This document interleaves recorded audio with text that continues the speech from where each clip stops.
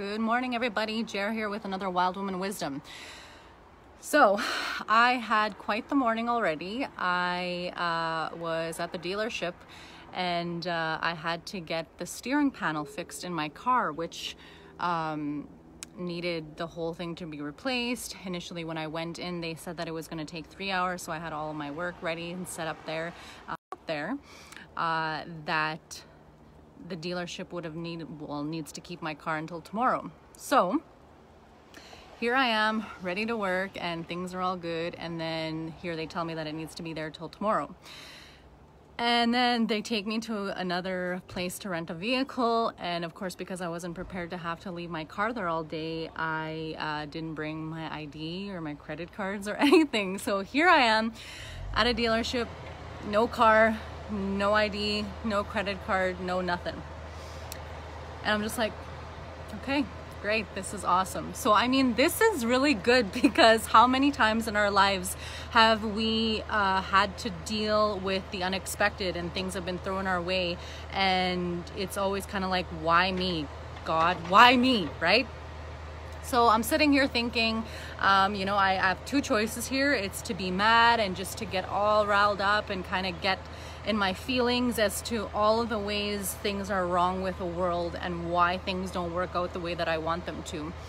And it kind of got me thinking about, where we are and, who we are as people, and the victim mindset that this can put us all in with everyday life, right?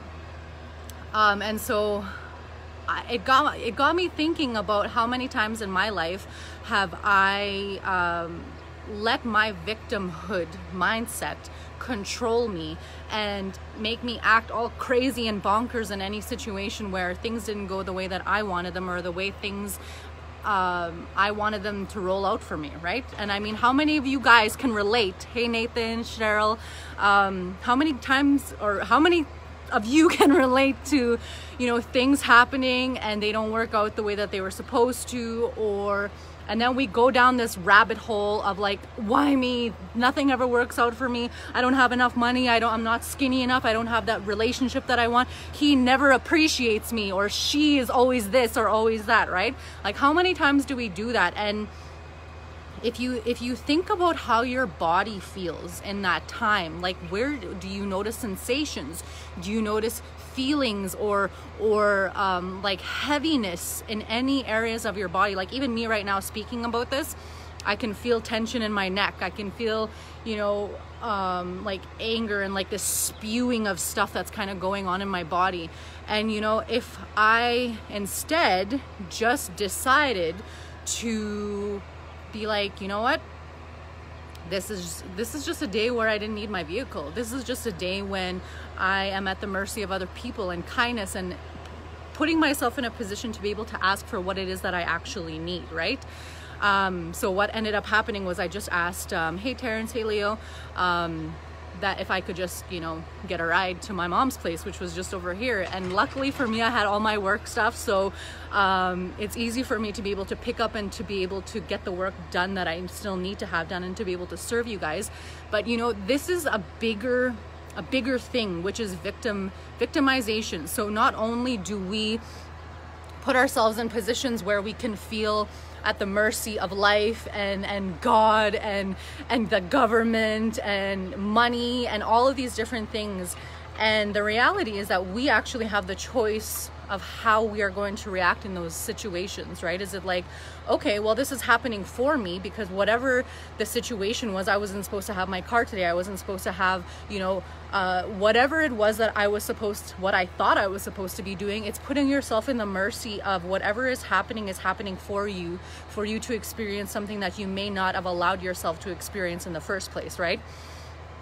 And again, the whole victimization mindset, it's got me thinking about, in my life, how many times have I made decisions out of, this always happens, this is always how people are always this way, people are always going to treat me that way. And it's kind of like you ruin your blessings from happening because you are so fixated on people are going to treat me badly, people are going to think certain things about me, people are going to hurt me, or they're going to whatever it is.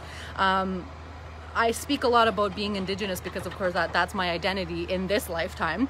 And you know, that has lots of things. It's a blessing, and sometimes it can be a curse, because what we do is we end up kind of going through life with this mindset of this is how it is, and it's actually pretty bad. And how many times have I kind of gone around, and you know, I've gone through racism, I've gone through people making, or not people, but me being in situations where I believe that people were being racist towards me, people were being sexist towards me, people were all of these different things, or they thought they were more superior to me because, you know, they had higher educations, or they had this, or they had that. But it's a victimization. And the thing is I mean, and we can't say anything bad about victimization, because I mean, a lot of us are just going through it as a way of surviving, right? Like, it's like, I'm this way, I puff out my chest and I act tough because that's the way that I've survived up until now. But it's kind of like, okay, now we're here and we have these beautiful homes, we have our families, we have children to teach and to kind of pass on all these amazing things to. And am I still living in that space of like, I'm still a victim, everything bad always happens to me? Or have you now, as an adult, have you been able to make different choices for yourself and put yourself in different experiences, situations where it's not as bad anymore? You sit in your beautiful warm apartment, you have all the things that you need, you eat, you have your family, and are you still living in the mindset of, I'm still a victim, everything bad always happens to me, this is just how it always is, everyone's just always out to get me? What is it, asshole day? I find myself saying that, not as much anymore, but I used to. And it was like the whole world is conspiring to hurt me and to just piss me off today, right? And like I said, imagine if you instead looked at whatever the situation is that you're going through and been like, okay, you know, I read this thing one time and it was something about how, you know, the person missed the bus and all of this stuff. And basically it was God was protecting this person from all these crazy things that were going to happen to them, right? So in a sense, it's the same thing. And it's kind of how you're taking those things. You know, I always mention this, that back in the day, you know, I have been guilty of this as well, which is, you know, feeling like everything is happening against me and to just make life hard. And actually you yourself are choosing those things because you're so addicted to it. You crave it. It's like a familiarity. There's this really, I wouldn't call it sad. It's a story about a woman who had lived on the street.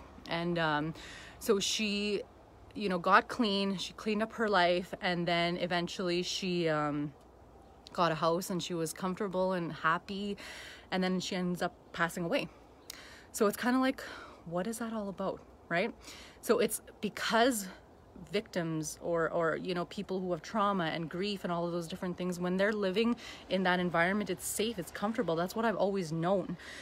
And when you're put out of it and you don't have those different ways where you have to continuously struggle and fight to survive, your body's not used to it. Your body breaks down and it's kind of like, I don't like this. I don't like being taken care of and being loved and all of those different things. So the problem with that is they're best for us when we should actually be just enjoying and surrendering and experiencing this new lifestyle that we have so craved for, right? And sometimes we are our own worst enemies in that we don't allow ourselves to experience the good of life, and we don't get out of our own way, which is, you know, why we continue to live in the mindset of victimhood, right? So, okay, enough of that stuff. So what are the ways that you guys deal with overcoming victimhood, poverty mindsets? What are the different ways that you have work on My Vow to Poverty, which has been hard, about like muddy waters and all these crazy things?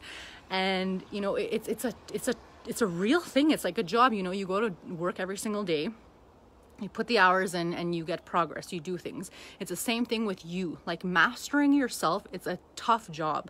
And to understand, why do I keep doing these things and carrying on my suffering, and why do I feel so dutiful that I have to feel this way? Doing that to ourselves, nobody else even cares about you. Like, nobody's thinking about you. And that's the funniest thing, is we all think. So going back to the tips and tricks, right? So affirmations, meditation, being around healthy people.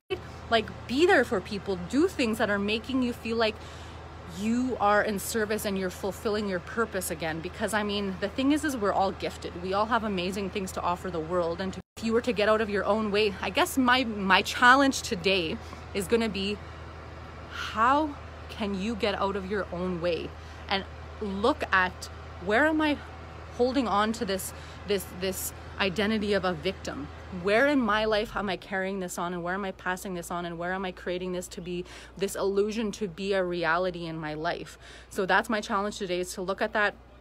If you guys need tips and tricks how to overcome this, this is my specialty. I would love to have some discussions with you. Some of my clients that I work with have had transformations that are insane, and I would love to see that happening for you guys as well. So if you guys need helps, tips, tricks, help, all that type of stuff, reach out to me. I'd love to have a conversation with you guys. And yeah, I'm feeling good about 2019, even though I'm without a car today. Again, just being at the mercy of life and experiencing, surrendering, and receiving the abundance that the universe and creator wants to give to me. So I hope you guys have an amazing day. And that's my wild wisdom of the day. Lots of love to you guys. Take care.